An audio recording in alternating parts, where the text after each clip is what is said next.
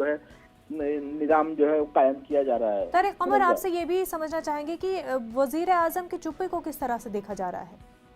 देखिए, सख्त तनकीद हुई है, लेकिन सवाल ये है कि ये तारिक आपसे इस बात पर जवाब जरूर चाहेंगे, लेकिन उससे पहले एक बड़ी खबर नाजरीन को बता दे।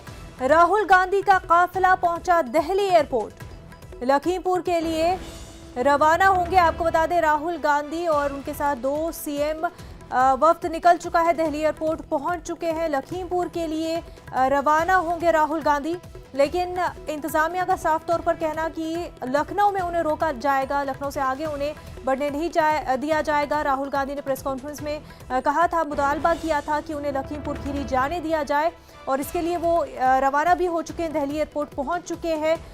लेकिन लखनऊ से आगे उन्हें बढ़ने नहीं दिया जाएगा, ऐसा इंतजामिया का कहना है।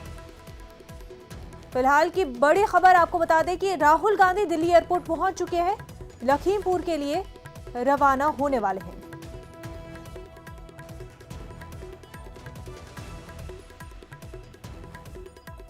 अब से कुछ देर पहले ही राहुल गांधी मीडिया से खिताब कर रहे थे। मुतालबा था उनका कि लखीमपुर खीरी उन्हें जाने दिया जाए। दिल्ली एयरपोर्ट पहुंच चुके हैं राहुल गांधी, उनके साथ 2 सीएम भी हैं।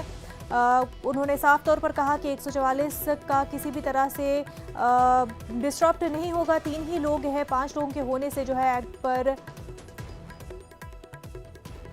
तो लखीमपुर रवाना होने के लिए दिल्ली एयरपोर्ट राहुल गांधी पहुंच चुके हैं। हमारे साथ तारिक कमर जुड़ चुके हैं। बिल्कुल तारिक, हम बात कर रहे थे कि किस तरह से तमाम तरह अपोजिशन पार्टी और ख़ासतौर से कांग्रेस जो है इस मुद्दे को लेकर के बात अड़ी हुई है। वहीं राहुल गांधी दिल्ली एयरपोर्ट पहुंच चुके हैं, लेकिन ये बताएं कि क्योंकि इससे पहले भी हमने देखा था जो भी लखनऊ एयरपोर्ट पहुंचे उन्हें वहां से आगे नहीं बढ़ने दिया गया, और राहुल गांधी के साथ भी बिल्कुल वैसे ही उनको आगे बढ़ने नहीं दिया जाएगा। हाँ बिल्कुल, इम्कानात यही है मुनज़्ज़ा, और कवी इम्कानात हैं, क्योंकि देखिए जो पुलिस कमिश्नर का बयान आ चुका है